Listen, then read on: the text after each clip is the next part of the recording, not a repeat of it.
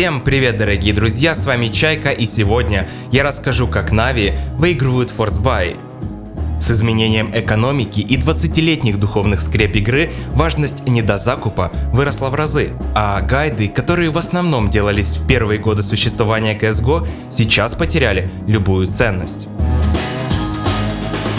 Шел 15-й год, мы могли на изи рашить банан Stack 9, а КТ, закупаясь после луза на пистолетке, рисковали слить 3-й и 4-й раунд к ряду. Ох уж эти сладкие, беззаботные времена.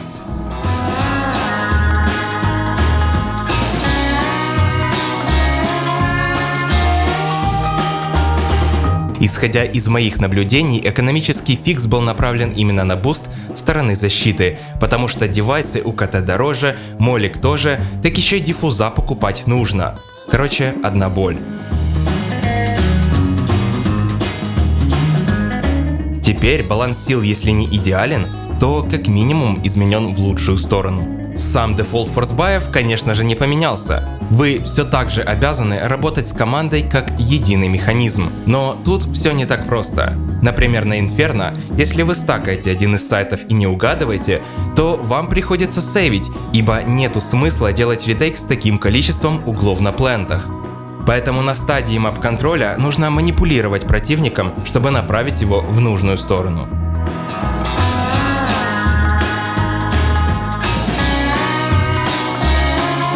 Самый легкий способ — это набросить 2 стартовые хае на банан, тем самым показав, что у вас форс и вы на Б.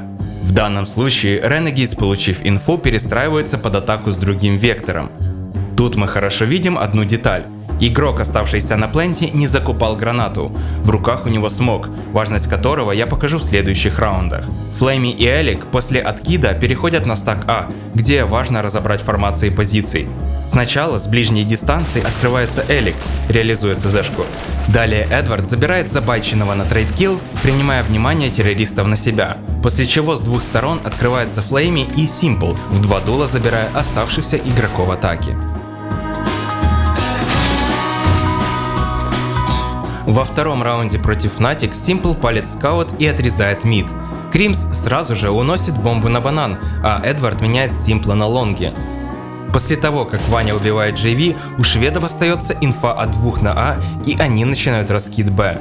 Тут мы возвращаемся к смоку от Зевса. Пока летит дым на гробы, Fnatic уже изолируется двойкой. Таким образом, они не могут ждать, ибо Na'Vi за это время осуществят ротацию на Б, а смоков на второй раскид нет. Вернуться на мид тоже не вариант, потому что отсутствует мап-контроль после смерти Люркера, и их будут просто зонить с вилки.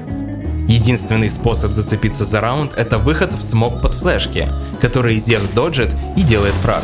Размен не заставляет ждать. При этом Флейми пассивно отсиживался за спиной капитана, потому что его там никто не будет чекать. Выждав тайминг, чтобы противник отвернулся, Егор делает минус. Запомните, вещи, которые нерациональны при закупе, на форсе приобретают эффект неожиданности. Далее моменталка на кафель и 2 килла за счет инфы Флейми.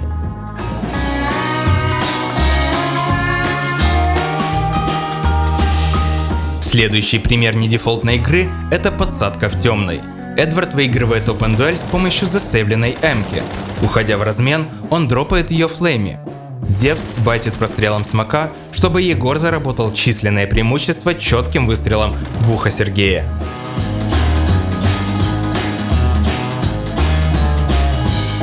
На этом этапе оставшиеся финны, понимая расклад на Б, ретируются через андер, но смок на двойку заставляет менять планы на ходу, и им ничего не остается, кроме как пушить мид. Тут мы и наблюдаем еще один пример точки ближней дистанции, в которой вы не будете ощущать недостатки слабого гана. Сначала Симпл расчехляет свой дробовик в бойлере, потом Элик напоминает растерянным игрокам Энсе, что такое добросовестное использование чешки.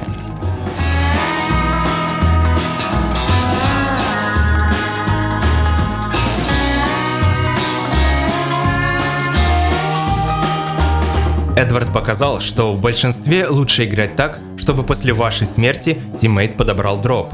В меньшинстве все с точностью наоборот. Девайс должен в соло контролировать один из плентов, пока противоположный кроет числом пистолетов. После опенфрага на А Fnatic раскидывает фейк и уходят под банан.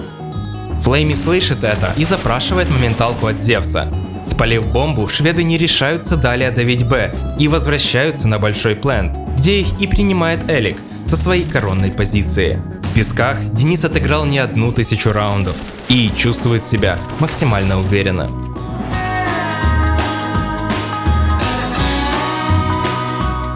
Раунд с Energy проходил по схожему сценарию. Они сделали килл на лонге и забросили фейкующий смок на малый.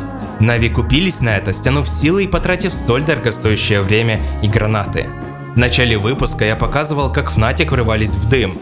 Флейми в соло остановил подобный выход. Возьмите на вооружение еще одну имбовую позицию для дробовика. После всего одного фрага у американцев не осталось флешек, и им пришлось ждать окончания смока. С приходом Зевса двойка обновляется с байтом на просвет, и Energy, недолго думая, выходят на перекрестный огонь.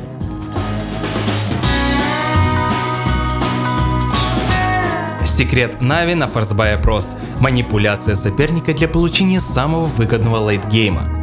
Если вы научитесь отпугивать соперника агрессивными действиями в ослабленном пленте, если вы будете действовать сообща, стакать пленты, оговаривать перекрестный огонь, использовать ближние дистанции и не тратить смоки попусту, то форс-раунды преобразятся в ваших руках и перевернут еще не одну катку. Я описал защиту на Инферно за 5 раундов, но в запасе у меня еще 44 на других мапах. Напишите в комментариях, какую карту разобрать следующей, и ставьте лайки, если вам понравился этот выпуск. Также я хочу поблагодарить ShadowGG за то, что я смог в течение дня точечно найти все форсбаи Нави за текущий год. И мне не пришлось качать сотни гигабайтов демок, отсматривать каждый раунд в лагающем девовьювере и бадхёртить, потому что я трачу время, которое теперь используется для повышения качества и количества видосов.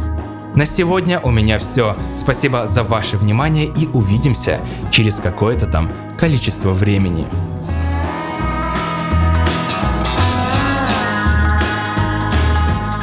На этом этапе оставшиеся финны, понимая расклад на Б, ретируются через Under. Under. О, вы из Англии? Under. Супер.